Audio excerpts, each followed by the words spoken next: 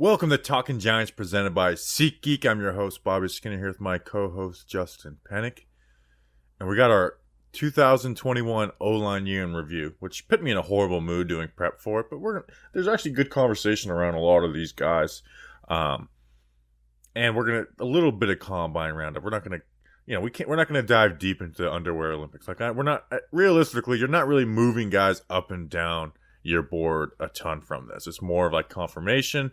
Or it's like, okay, he tested bad in this. Let's figure out why, and is it going to hurt him? Type stuff. In fact, I look at arm length more than anything at the combine. Justin, how are you?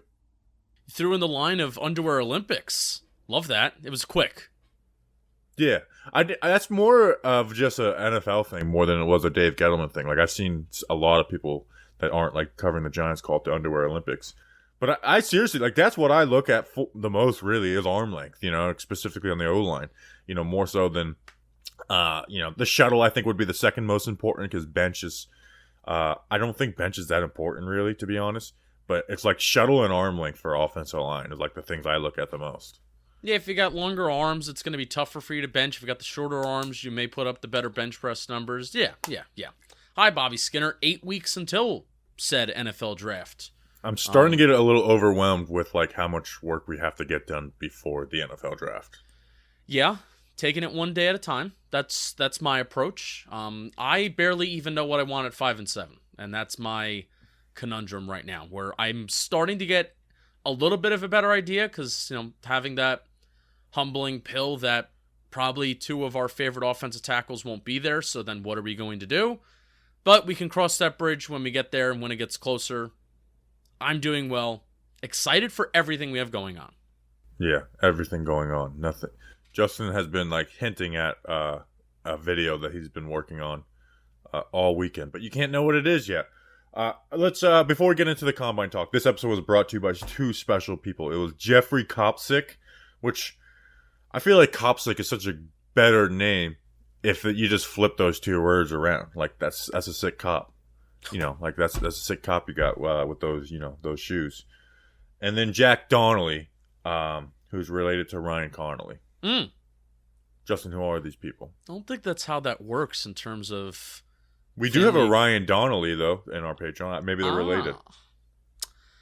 Jeffrey, one of those people, they're in the chat right now. Jeffrey went to patreon.com/talkinggiants, and he's hanging out in the chat right now because that's one of the perks. You get to hang out with us while we record the shows live. We're recording today's show a little bit early, which has Bobby Skinner on edge because, well, I'm on edge too, because news is probably going to break when we stop recording.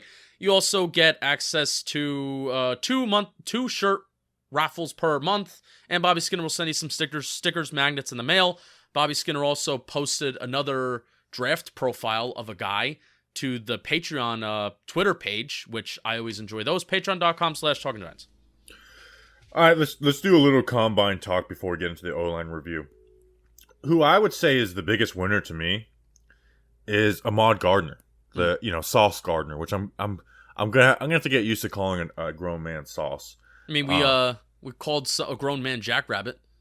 I always called him Janoris. Wow. But at the same time, someone pointed out, it's like, well, you call Kadarius Toney Young Joker all the time. True. So maybe call me Young Sauce. Going into this, I did my draft, and cornerback is a position I'm not the greatest at evaluating. I don't know the details as much as other positions. But going into this, I was like, Ahmad Gardner is a top 5 player in this draft. Watching him, I was like, you press this guy up, and man, he's long. He just sticks to guys. Now he has, just like J.C. Horn, he has to get a little better at not grabbing past the 5-yard mark. But I was like, if this guy can run, have a ball in 40 time, like he can. Like with this length at that 6'2", 6'3" length, like I'm pretty excited for Ahmad Gardner. Then he runs that 4.47 40, and even if they didn't change James Bradbury, like I think for the Giants, the biggest like combine like standout was Ahmad Gardner. For picks 5 and 7. I think Ahmad Gardner is so good that say the two tackles aren't there at 5, and I would rather have Kayvon Thibodeau over Ahmad Gardner. But because of the edge class, I would take Ahmad Gardner at 5 and then deal with and then reevaluate what I'm doing at 7. Whether it's Kayvon Thibodeau following or you're taking, fill in the blank edge, a David Ajabu, Trayvon Walker, Karlaftis, whatever, fill in the blank with whatever guy you like the most out of that group.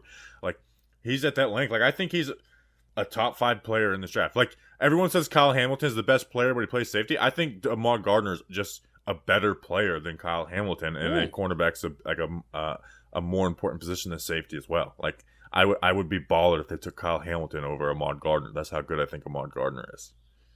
All right. I love that. I do have major PTSD just with corners in the first round in general. Largely because it's such a difficult position to transition to.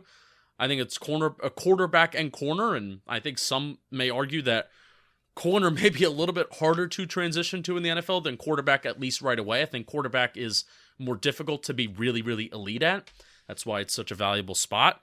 But the second that Wink was hired, my brain moved from edge tackle, and then the cornerback thought started to creep into my mind because that is what is important on Wink's defense. So, I don't know if I'm down yet because, again, I have that Giants fan PTSD of putting so much expectation on a cornerback in the first round, and you take a guy top 10, they're going to start, right? You take a guy in the first round, they're going to get significant playing time right away.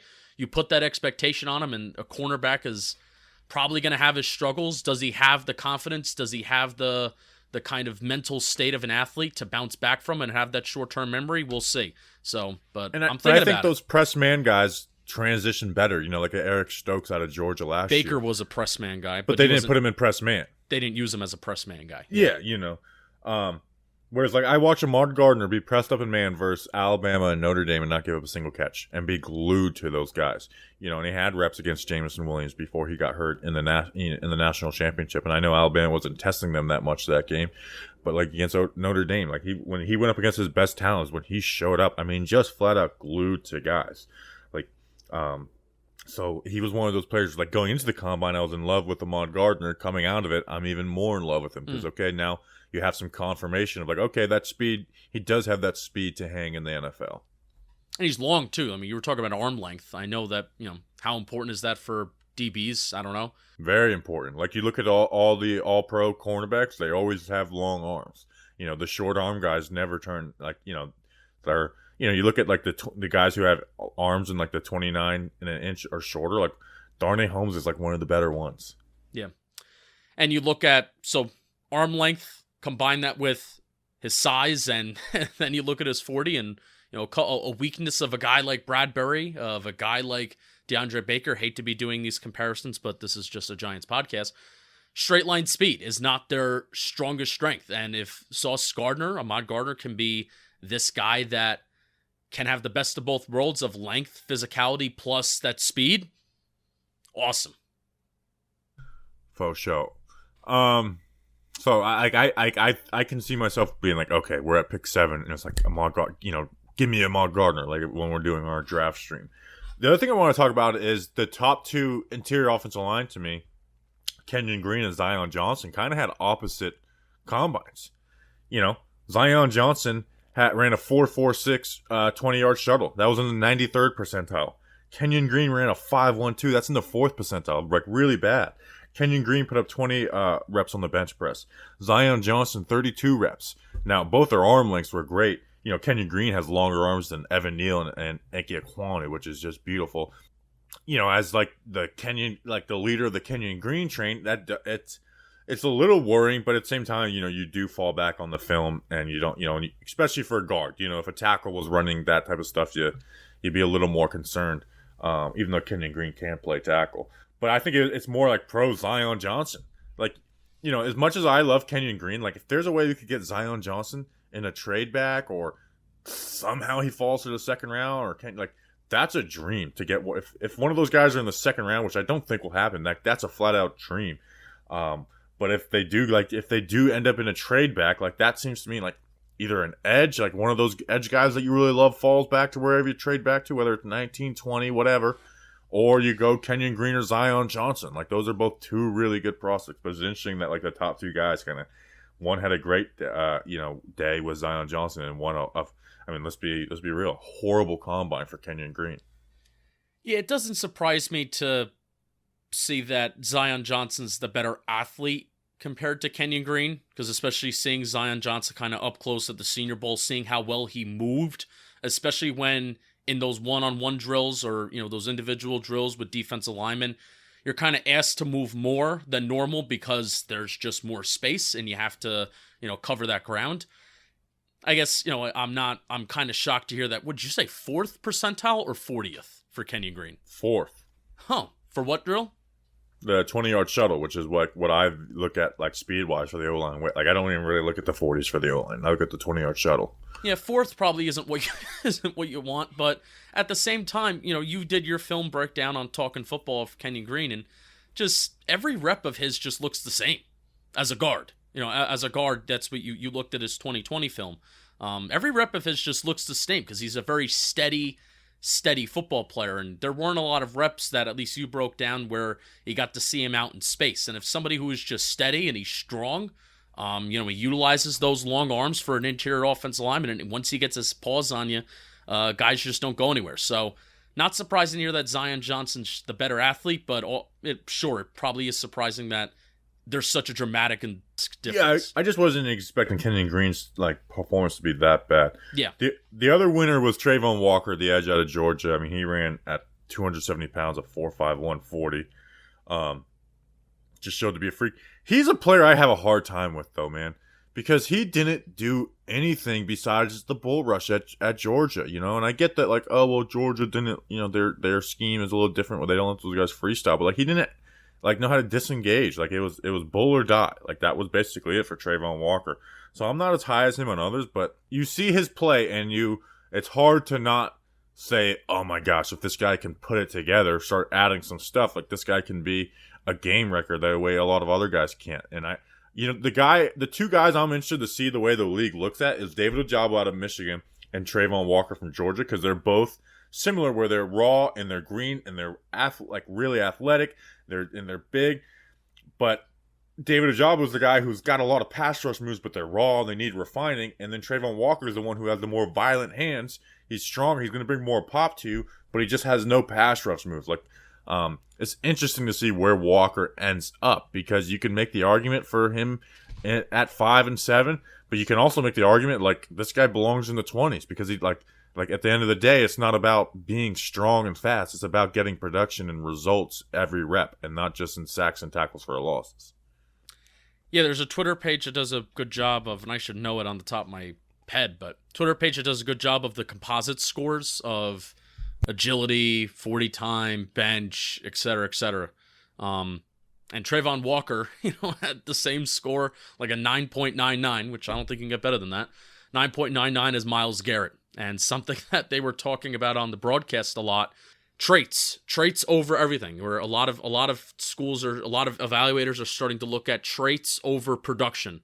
And I think especially for pass rushers, that is going to have to be key. So maybe not looking at the Curtis Weavers of the world who have a bazillion sacks, but if you can't move well, then that's not gonna translate well to the NFL. So I'm with you. We're interested to see how the NFL views two guys like that, where I think we're both guys that we want to see you bring some pass rushing moves to the party, not just relying on one thing like AJ Epinesa, just relying on that hand swipe.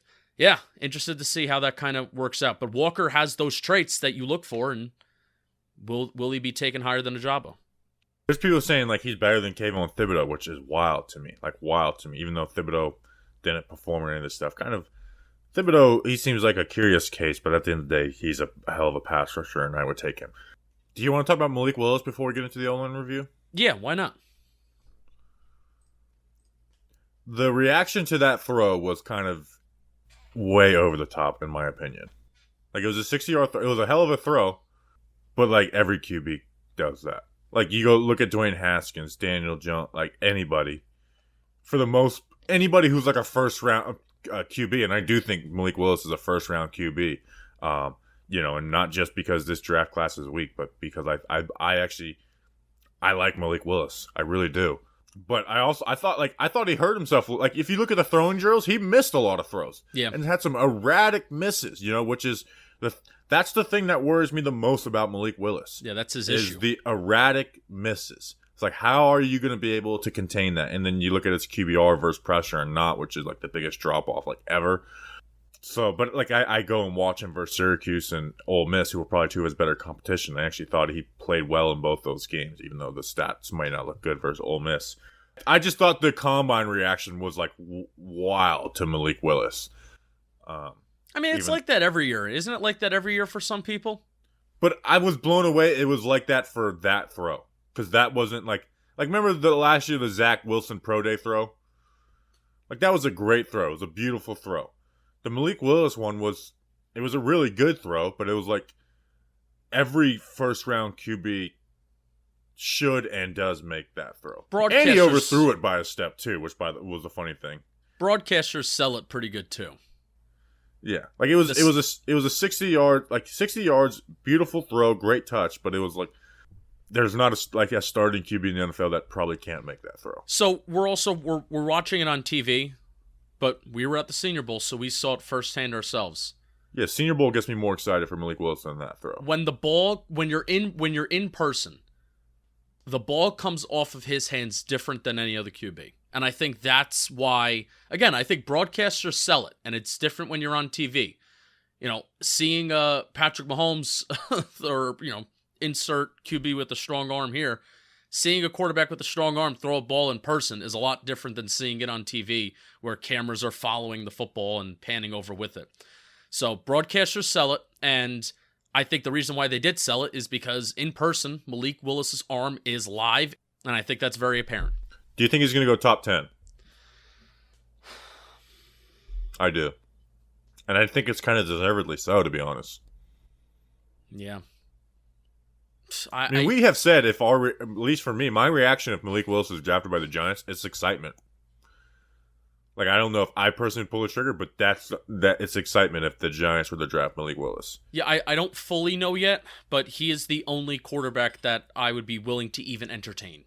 Yeah. Where the rest of my reactions, if we take a Corral, if we take a Pickett, it's like I'm not really for this. Not really for it. But Malik Willis, again, it's the tools, it's the traits. You want to invest in the traits, and Brian Dable and Joe Shane saying that we want to put our job on the line with this guy. Okay, I'm for it because the upside is there versus the other guys. I don't know if that upside is there. And if I would not trust Joe Judge to work with Malik Willis, but I do trust Brian Dable and Joe Shane to work with Malik Willis because they've earned that respect. They've earned that with like, hey, Josh Allen's kind of a wild prospect. They were able to get him. So yeah, I agree with that. And they have a track record of letting guys develop through their struggles and not develop afraid of their struggles, like the way Joe Judge and Jason Garrett and Freddie Kitchens. Freddie Kitchens not really. Joe Judge and Jason Garrett did. Yeah. In fact, Freddie Kitchens was wild in Cleveland with Baker Mayfield. Before we get into the O-line review, today's episode is sponsored by SeatGeek. Live events are back, which means you can get $20 off tickets at SeatGeek with promo code GIANTS. If you don't know what SeatGeek is, they're a ticketing app that makes you buying tickets super simple. I've got the apps on my phone. In fact, I'm kind of pissed off, Justin, because the next play comes the Magic again, but it's on this next Tuesday, which is the second day of free agency for the offseason. It's like I can't go to that. No, you know, like I would love to go, but it's like that. I know there's going to be stuff happening that day. It would be super irresponsible. So. You know, putting work first in my life with that. But I would love to get to another Orlando Magic game in a SeatGeek suite. SeatGeek, help hook me up, SeatGeek. But listen, if you want to go to, you know, basketball, baseball, if it ever comes back, festival, concerts, like all types of things, SeatGeek has. Like it really is the only ticketing app I would use and do use. They rate every ticket from 0 to 10 to make sure you are getting a good deal. Green means good, red means bad. It's just that simple, stupid. Every ticket on SeatGeek is backed by their buyer guarantee, so you can shop for tickets with confidence. Again, don't worry about a thing. We've got the hookup. Use code GIANTS for $20 off tickets at SeatGeek. That's $20 off your first purchase with promo code GIANTS. We also have an announcement. Make sure you click in the link in the description to download the app. What's the announcement? Memorial Day weekend we're going to have some kind of event in Charlotte, North Carolina. Yeah? I'm a little worried that, like, it's going to cost money. But I do want to know, we have a lot of diehards in North Carolina. I was thinking about maybe doing, like, a live mailbag with the people that are there in Charlotte, North Carolina, which would be funny if we're doing, like, a live, our actual, like, just Talking Giants event, and it's in North Carolina, not Jersey. I'm gonna be bringing what am I trying to say? I'm gonna be driving down to Charlotte, North Carolina. So let's aim for a Saturday. So the Xfinity race will be done, and then so Saturday night of Memorial Day weekend, let's aim to meet up somewhere and film a live mailbag that therefore then we will put out on Monday. So I will bring all of the recording stuff. It takes just a camera, a roadcaster, 3 microphones, because we'll add if people want to come up and ask those questions, they can do that. And then there you go. That's going to be the event. Don't know where. Here's what I was thinking is we go to the Truck Series race on Friday night. Yes, we're leaving Yes, we can do the truck. I'm going to do all 3 races probably. But I'm saying we go to the Truck Series race on Friday night, and then like maybe the Friday before that, like the race starts at 8:30. We can record the show at 6:00 from the parking lot. Oh, yeah. And just kind of have it. We got to figure out the tailgate scene for Charlotte, but something like that. My buddy has my buddies that I'm going down with, that I'm driving down with, they have gone to Charlotte before, so I will ask them what everything looks like, and I can't see why not. Why we can't just kind of set up a table and freaking do it. If one of our North Carolina people has a truck, like that would be perfect help. We can literally and do a live mailbag, like where we have Tim Coffey on, Mr. Brownstone, like to have those guys on and just do a North Carolina weekend. All right. Perfect. And we're going to be buying our tickets via SeatGeek I'm going to be going to the Cup race. I'm going to be going to the Xfinity race, Truck Series race. I will be buying my tickets via SeatGeek using promo code Giants. Do you think I can try and get John Boy to expense I can expense this trip, or is it like you're going to North Carolina? I feel like I'm you're not just going trying to get us to pay for a vacation. I'm not going to, but you can if you want to be like, hey, this is an event that you could say that you're putting it on, even though I would be bringing everything. Yeah, it just would be weird being like, well, why aren't you doing an event in New Jersey while you're doing it in North Carolina? Also, we have Patreon. Shut up. All right, let's talk about the O-line review. This offensive line was horrible. 4/5 of this offensive line was horrible, while 1 was excellent. This isn't fun to talk about, to be honest. Like, doing the prep for this, it's like everything sucks. But we'll start with the one piece that didn't suck, Justin, and that's 23-year-old Andrew Thomas. Now, he grew throughout his rookie season. He was a solid player by the end of his rookie season. But he was relying on athleticism. The things that he got drafted for was like, that athleticism, the strength. Like, he was relying kind of solely on that. Was cheating a little bit, where it's like, all right, just protect the inside, wash guys around the edge. You'll be good, Andrew Thomas. The QB is going to be stepped up at that point. Don't worry about it. So, relied on that. 2021, he has that preseason game where everyone's panicking. I mean, like flat out panicking from that preseason game versus the Patriots. Comes into the season. And he's a baller, Justin. He's a baller. He's much more consistent in his sets. He's picking up stunts at a beautiful letter. Like, he's just a consistently really good, top-notch player. Like, to me, the best player on this team. The best building block on this team right now is Andrew Thomas. I know it's a team devoid of building blocks, but Andrew Thomas is the guy for me. Andrew Thomas or Xavier McKinney. I'm taking Andrew Thomas 10 times out of 10. And it's not even just because of the positional value. I think he's a better player overall than Xavier McKinney. He allowed 2 sacks this season, 1 on that last garbage time drive versus the Bucs, and then 1 versus Robert Quinn, who set the Bears record for sacks this season. And every play was just going like, I'm going for the sack. I'm going fast. And in that journey to breaking the sack record, congrats on the sack, Robert Quinn, Andrew Thomas dominated Robert Quinn that game. Had him on the ground 6 different reps in that game, in a game where we threw for -10 passing yards. Like, Andrew Thomas dominated Robert Quinn, and he got away. He got 1 sack in that game. And again, it was, wasn't even a horrible rep by Andrew Thomas. It was Mike Glennon being deep in the pocket because everything else was pushed up. So he was an awesome player.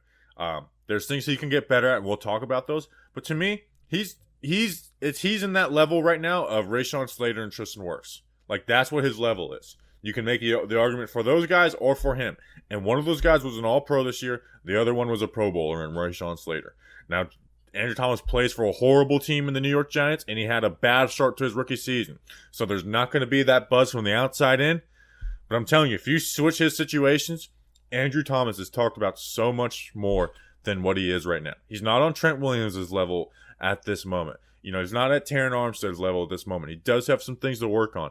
But we have a franchise left tackle. This guy, if he stays healthy, is going to be here for the long haul. 2 sacks allowed, like Bobby said, 3 QB hits, 18 pressures, and this is all from PFF that usually likes to overestimate things. He ranked 9th out of all tackles in the NFL in pass blocking efficiency, which pass blocking efficiency is I actually like this metric from PFF because it basically kind of takes the pressures that somebody that they allow while also dividing that by the amount of reps that they have, but also they put more weight into if you allow a sack. So if you allow more sacks, that's going to hurt your pass blocking efficiency. So he was 9th out of all tackles in the NFL in pass blocking efficiency. There's a lot of good tackles in the NFL. And the ones that are like top tier tackles, they're very, very good and they change your football team.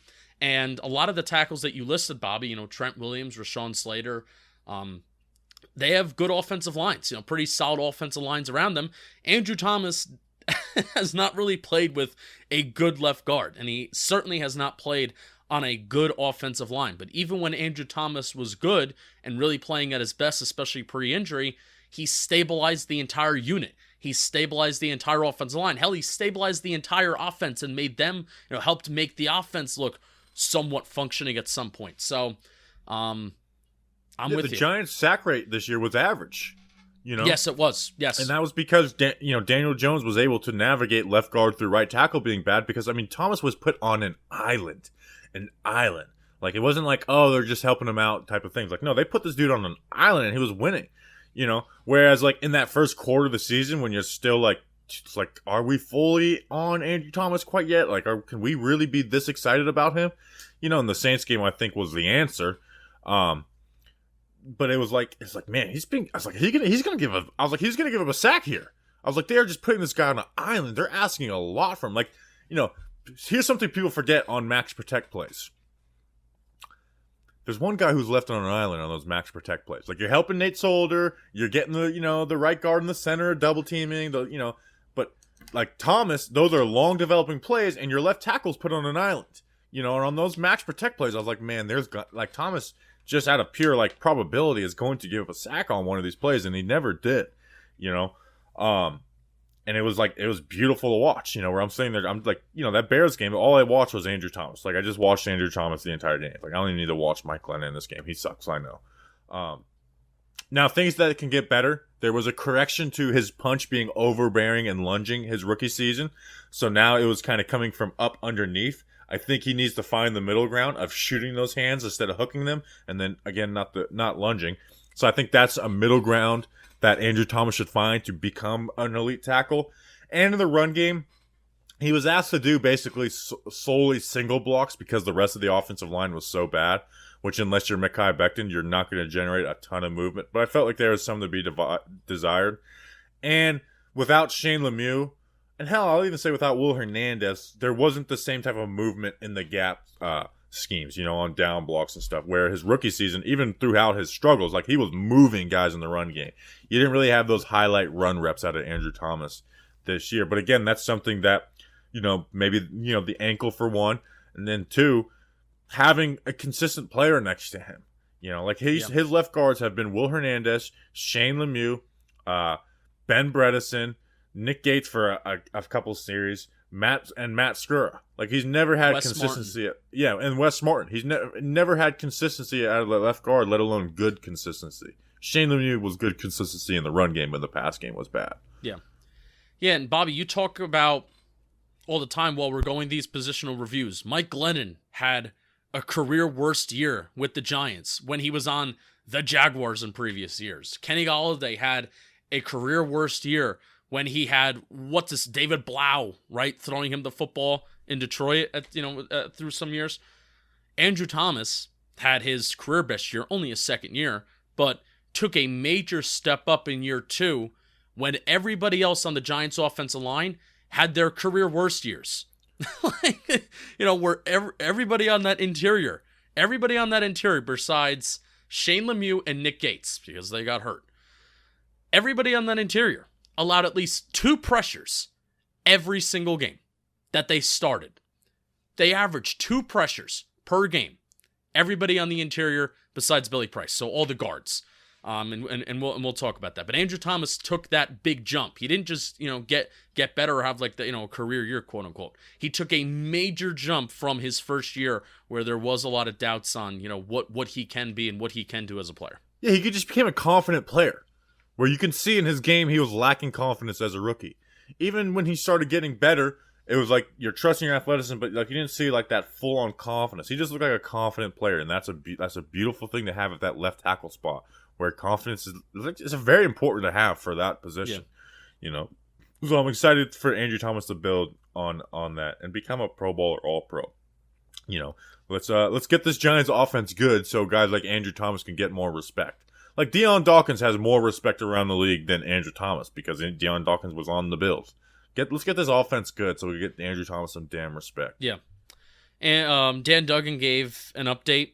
I just read we both just read his notes from the combine, and he gave an update on the ankle. He's already out of the walking boot. Thomas resumed training alongside the other Georgia guys, Aziz and Tay Crowder, at an Atlanta training facility. And he's going to be our guy JT Alphabet. And he's going to be returning to Jersey with the checkup with the Giants medical staff next week. And the expectation is the injury won't limit him from the offseason, but the team will probably still exercise caution. So there you go. You want to know something from his rookie year? And I'm going to bring this up when we interview him. You remember he was supposed to be, I almost said it's supposed to be, like I was 9 years old again. He was supposed to be the right tackle. And then a week before camp, it's like, oh, you're left tackle. When Nate Solder opted out. Now, it could just be my brain, because in my brain, that was never a reality. Was that actually a thing that was going to happen? Yes, that was like confirmed, sourced up that he was going to be right tackle. We were aggravated about it. I remember that might have been the most aggravated I ever got on Twitter in 2020 was the whole, Andrew Thomas should play right tackle. Like, they are such, Gettleman, they are such idiots. They really are idiots. I'm sorry. Like, they are. Their love for Nate Solder. Still. We'll talk about Nate Solder. Idiots. All right. Want to talk about Will Hernandez next, which it shows the state of the Giants' offensive line? Yeah. 26 years old. He's a free agent now. Had the worst year of his career. The flat-out worst year of his career. Where Will Hernandez, I thought he had a decent rookie season, but it was also it's a rookie season. He needs to build on this. And he just... To me, year 2, year 3, I know he missed half of year 3 because of COVID. But it's okay, he's got a baseline of an average offensive line. He's not living up to his draft spot. The draft pick is a failure in that, man. But as far as just being a football player on a team now, let's forget it. But I was he's an average offensive lineman. He can start. He's having him as a starter is not a bad thing. If he's your 4th or your 5th best starter. And then he just, absolutely stunk it up this year. Just stunk. He had the worst year of his career. His ability to pick up stunts was unbelievably bad. Unbelievably bad how single-minded he would get worse in those plays. Gave us 7 sacks. That was the most for any guard that didn't play tackle. Alex Leatherwood and Jalen Mayfield technically gave up the most sacks. They're also rookies. Yeah, they're rookies who were playing tackle and then got moved to guard. Well, Hernandez gave up 7 sacks this season. There was too many times where he was just shed right off the snap. In the run game, he didn't move anybody. His feet were so slow laterally, and he was just a bad player. It was unbelievable. It was every game, Will Hernandez is just getting worked. 36 pressures allowed, 17th most in the NFL this year. That's an average of 2.1 per game. That's not great coming from one player, because also you have to think of, remember, from the right guard, that there's another left guard on the other side that's giving up 2 pressures a game. There's a right tackle that's giving up 2 pressures a game, and then there's a center that's giving up probably, I think Billy Price was 1.6 pressures per game. So keep that in mind. Oh, two is not a lot. Well, when everybody else is giving up 2, it's a lot. All right, so I mean, I'll just ask you this: Will Hernandez is a free agent? Do you even want him back as depth? At first, I was like, okay, you bring him back on the minimum. The conversation around backups, like your backup offensive linemen aren't going to be good. It's hard to find good starting offensive line. Even the best offensive lines in the NFL probably have like a starter who's not like a good player. So it's like, we're not talking about edge depth, where it's like you can have good edge depth. You really can't have a lot of good depth at offensive line. But the more I thought about it is, you traded for Ben Bredesen, right? You definitely don't want him as a starter. Shane Lemieux, you give him the opportunity probably to battle for a starting job with someone, which means there's another player there. And you know what? Like, there's a good chance you draft someone in the 4th, 5th round or something. At first I was like, okay, but it's like at this point it's like, well, what's the point? What's the point? He's coming off his career worst year. Again, if they sign any player to the minimum, like I'm never gonna have a bad reaction to that. Like, how could they? But when I'm looking at it, it's like, well, what's the point? Like, I'd rather try and get Billy Price on the minimum.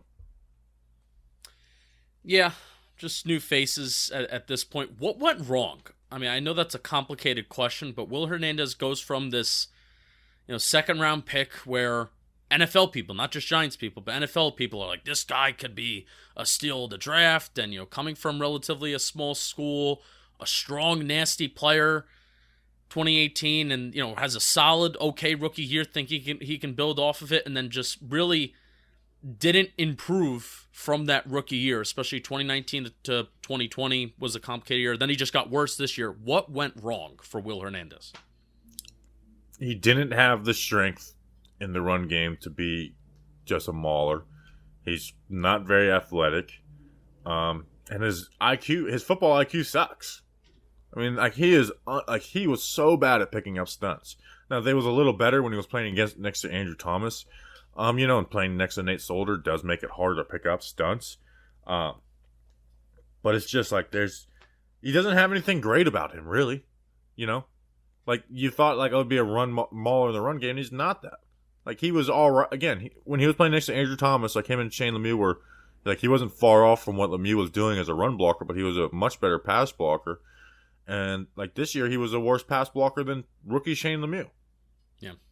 Like, I don't know how it went that bad. Like, I don't know. Should we blame it on Duke Mayweather, the O-line guy? Because he did train with Will Hernandez this season. Can we blame it on Duke Mayweather?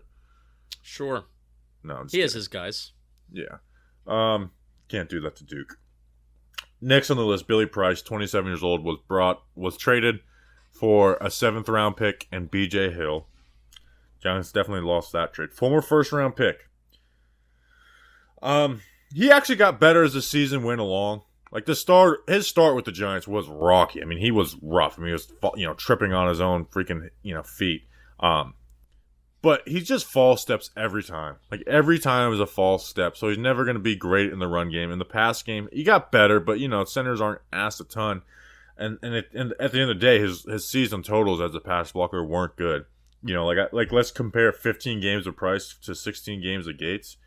Like, Price 2 sacks, Gates 0 sacks. Price 4 hits, Gates 1 hit.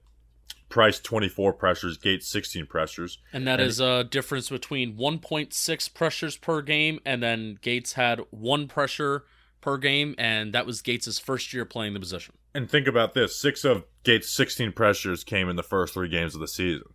So he had 10 pressures in 13 games, which we'll have a little mini Nick Gates conversation since there's not much to review with him at the end. If there's one guy on this list that can be talked about being brought back as a backup, it's Billy Price, though. He was the 2nd best offensive lineman. He does play center.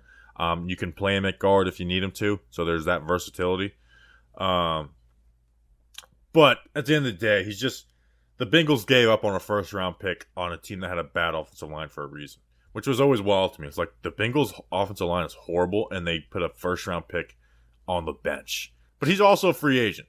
But again, if you're making your argument for paying one of these guys the minimum, it's Billy Price. But the NFL is so stupid that because he was picked in the first round, I bet you he gets a bigger contract. Yeah. Oh, for sure. Yeah, like, especially because he's a free agent, former first-round pick, and somebody's going to do the same thing that the Giants did. Where they're going to, we're going to try and invest in this. We're going to try and look and see if we can find something here. I'm surprised to hear you say Billy Price and maybe not a guy like, Ben Bredesen's already on the team, right? Yeah, Ben Bredesen's under contract for the next 2 years. Got it. Okay. Yeah, if anybody's a free agent this offseason, I don't see the Giants bringing back any of these linemen. Yeah, and again, Price was stable towards the end of the year. You know, like if Price is your worst starter, he's kind of where Will Hernandez was following 2019, 2020. But for a guy who played center, he just didn't have the greatest, like I don't think he called things out well. Part of me almost wanted Matt Skura to play center. All right, next on the list, Nate Solder, 33 years old.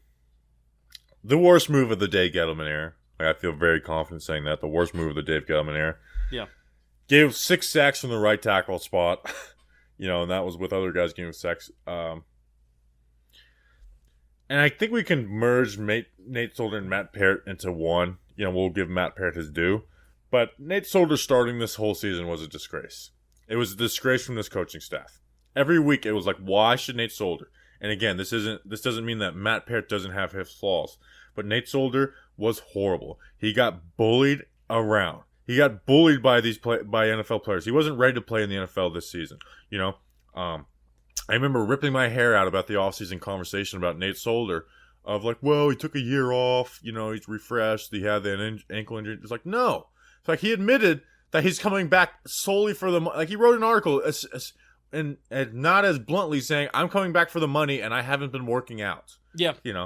And he came back and that's what he looked like. He looked like someone that was there for the money and hadn't been working out. He looked thinner. He got bullied around. And David Deal looked like he was in better playing shape to be an offensive lineman than Nate Solder. He couldn't get any movement in the run game. He was a liability. Like they had to protect Nate Solder, and it's so frustrating from this past coaching staff that Matt Peart started one game at right tackle and finished it. He got injured in the second one. Like there was one game where Matt Peart started at right tackle, against the Cowboys. And Matt Peart played all right. Didn't give any pressures, didn't give sacks. They definitely gave him help the same way Nate Solder did. But it's like, why didn't you invest in giving the young guy, letting the young guy who has all these physical traits but just needs more experience? And I didn't think he was going to get much, become a great player. But like, at least let him have the opportunity to grow. It's so frustrating the way that they let Nate Solder take the job from Matt Peart and never gave it to Matt Peart. Never. And again, this isn't just talking Matt Peart from the bench. The backup's always better. When Matt Peart played, while it wasn't good, it was better than Nate Solder every single time.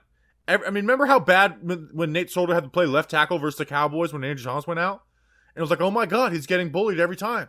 You can't give him help from the left tackle spot the way you did at the right tackle spot. It was a disgrace. A disgrace, the fact that they rolled this guy out every single week when they had a 3rd round pick on the bench who had the physical abilities, because at least he could have helped move guys in the run game.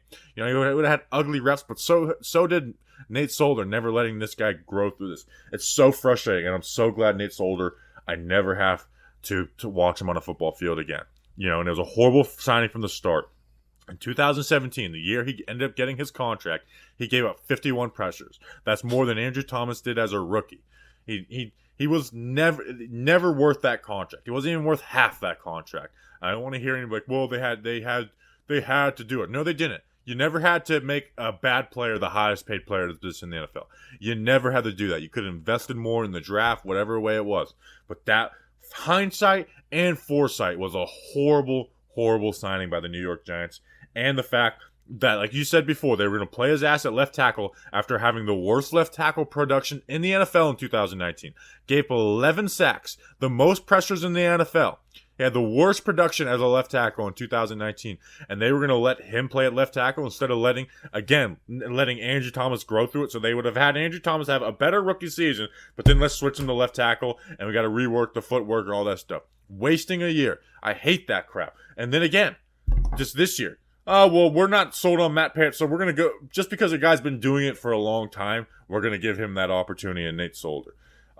So frustrating. Like, anytime Nate Solder gets brought up, I just get pissed off. Well, I don't want to talk about him anymore.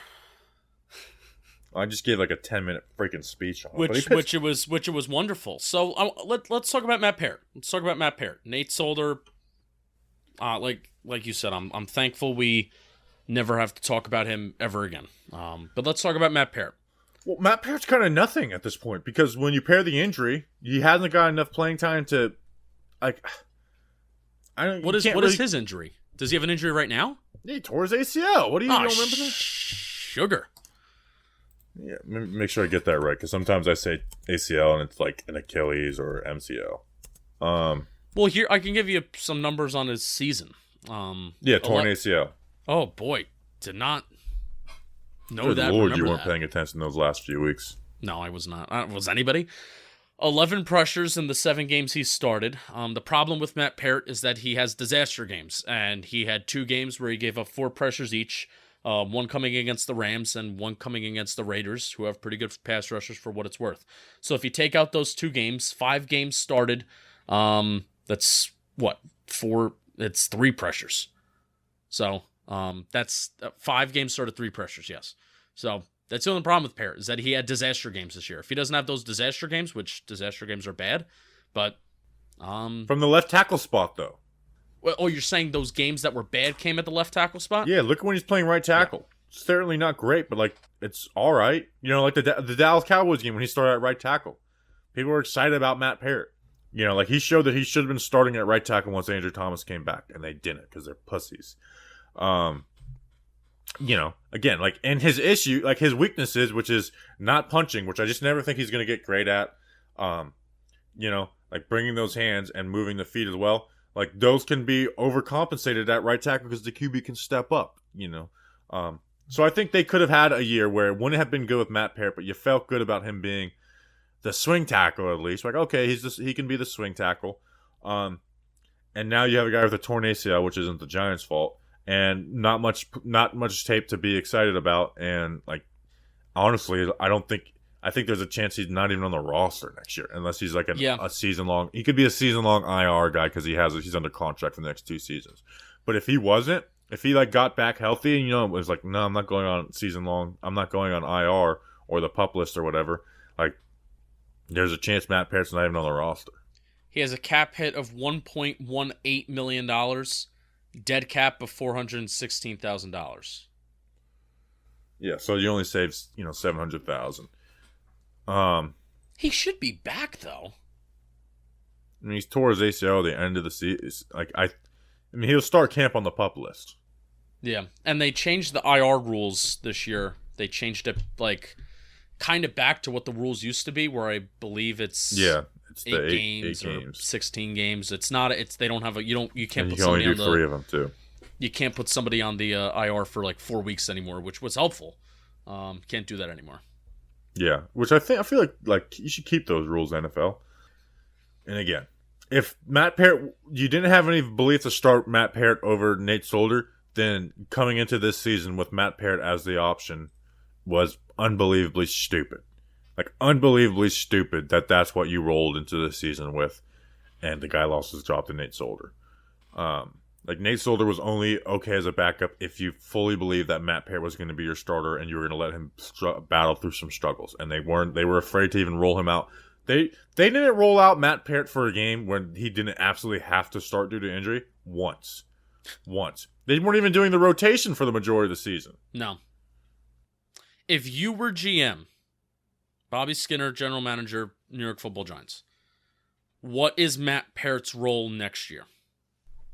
Cut. You would cut him. Wow. He's not good, and he has coming off an ACL. You don't even think he has, like, or just use your use your eyes. I'll try and bring him back on the practice squad if no one picks him up. You use your eyes of like how he's done filling in and then in spot starts. He hasn't been a train wreck when you consider we're not thinking of Matt Peart no longer as the starting right tackle of the Giants. We're thinking of him as the backup depth to Andrew Thomas and now the second string to the right tackle. If there is an option and if there is a way and if his health holds up, I'd say Matt Peart is valuable as a backup tackle. But he's coming off a torn ACL. I know, but that's why I'm saying if the health is in line, which it probably won't be. Like you have to find a starter at right tackle. Yeah, I just don't know how you can bet on him even as the backup. Yeah. Well, Bobby, speaking of betting, if you want to keep 4 tackles, yes. But if you don't want to keep 4 tackles, then no. But go ahead and talk about stuff you want to bet on. Speaking of betting, ready to feel excitement of the conference championships like never before? Turn your team's victory into your own big win with DraftKings Sportsbook. New customers can bet $5 on any team to win and get $200 in free bets if they do. It's that simple. If they win, you win. Illinois listeners, whoa, specific crowd. We have some big news. Mobile registration is back, and right now you can sign up for DraftKings Sportsbook simply by downloading the app right to your phone. If Sportsbook isn't available in your state yet, you can still join the action with DraftKings Pools. Everyone can play free all March long for a shot at over $250,000 in prizes. Download the DraftKings Sportsbook app now. Use promo code JOHNBOY. Bet $5 on any college hoops team to win and get $200 in free bets if they win. If they win, you win with promo code JOHNBOY this week at DraftKings Sportsbook. 21 plus. Restrictions apply. See show notes for details. Patriots cut. I got 2 things for you. I'll start with the light news for you. Is this a lie? I think you're smiling and something you're I'm about to tell me is a lie. I'm going to start with the first one. The Patriots released Kyle Van Noy. Should we revisit and talk about Kyle Van Noy on the podcast for the 3rd straight season? No, but this will be the offseason that we do sign him. Okay. Are you ready for the next thing? I don't believe you, whatever this is going to be.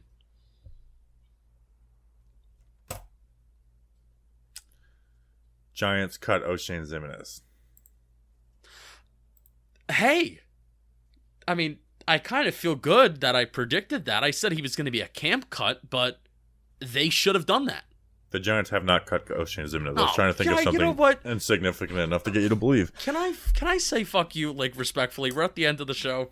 Can I say that? Well, I knew if it was a big move, like, it would be like, okay, like, but you know cutting O'Shane Ximines is something that I actually kind of want to happen. No offense, O'Shane, but... No offense.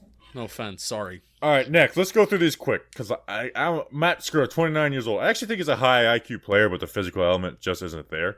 In fact, his best game was versus the Saints, which was his first start, and I'm like, okay, like, he looks pretty good. Like, he held up pass blocking wise, and then it kind of went downhill from there, allowed 2 sacks and 10 hits. So he was actually... He wasn't like god awful, but he had some really god awful games where he was, just being shed. Like he got blown up on a lot of plays, and he has no movement in the run game. Even on doubles, he wasn't able to get movement with guys. And when he was put on 1-on-1s in the run game, he got shed, and the Giants' run game was atrocious. 32 pressures allowed. Didn't even play a full season. 2.3 pressures per game. And that was the 26th most in the National Football League this year. Not great. Ben Bredesen. Would you want to bring him back? Yeah, I mean, you bring him to camp. If he could be your 9th lineman. Let's do it.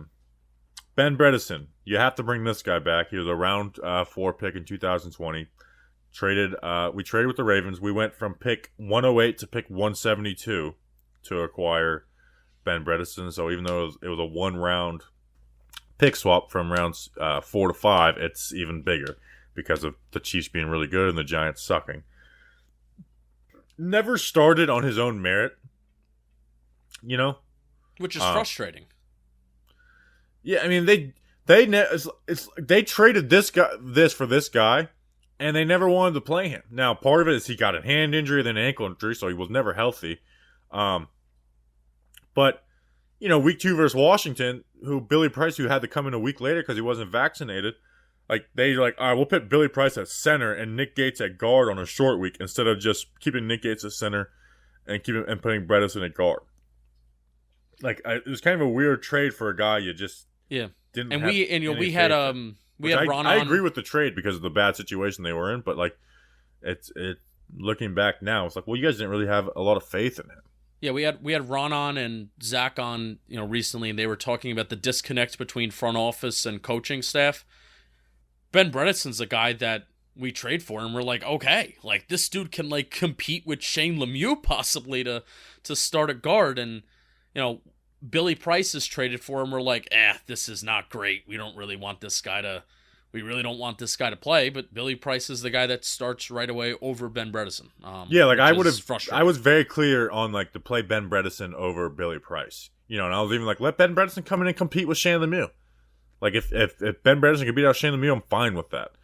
And the coaching staff clearly just didn't see it that way. Because again, there was a major disconnect between coaching staff and front office, even though we thought that was actually starting to come a little bit more together. Let's clean it up real quick. Shane Lemieux only played 19 reps this year. I know it sounds stupid, but on those 19 reps, he looked like a... Whoa. What? Forgetting Wes Martin. Yeah, we are forgetting Wes Martin. I don't have anything on Wes Martin. He sucks. This conversation sucks, by the way. 7 pressures in 5 games. Yeah, and he played like 20 snaps in most of those games, too. Yeah. Lemieux looked like a better player on those 19 reps. Pass blocking wise, he was always a good run blocker. I'm fine with letting Lemieux come in and either be the 5th starter or battling for a starting job. Like, I got no problem with that, coming back from the injury. Like, I'm actually excited to see what Shane Lemieux is next year. Doesn't mean it's going to be good, but I'm excited to see what he is. That's one of my biggest, fan regrets. What if I could turn back time and change one thing? It would be to keep Shane Lemieux healthy. Not because it necessarily adds wins or losses to the board, but because then Shane Lemieux could possibly be a player that's like, maybe we don't need 4 new offensive line starters. Maybe we need 3.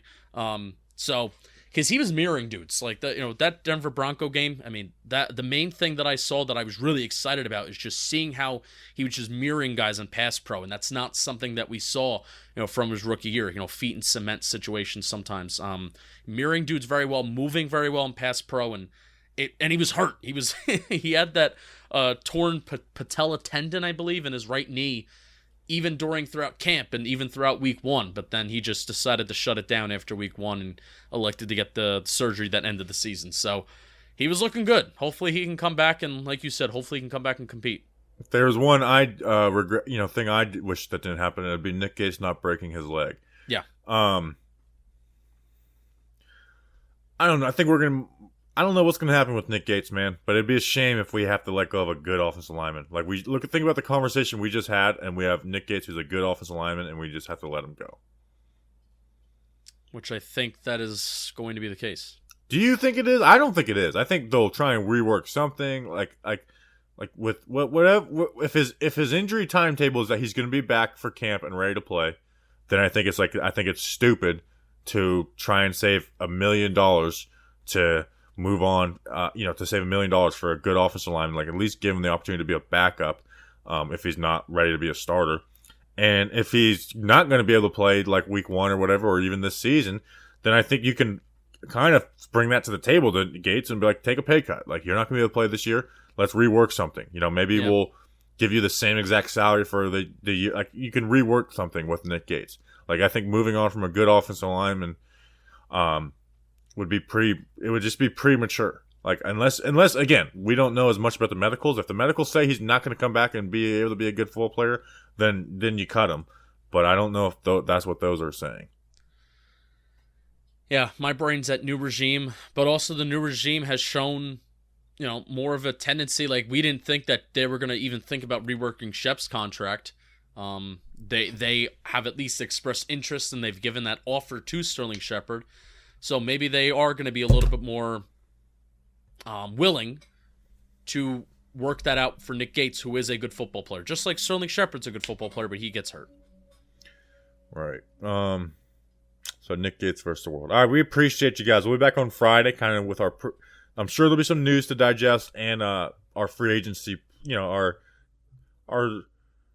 free agency plans. Not full on like this is what the Giants need to do, but just kind of an idea of like what we would like to see out of free agency for the Giants. It's going to be a lot less hectic than last year, so that's for sure. All right, we appreciate you guys. We'll see you on Friday. Until then, let's go Big Blue.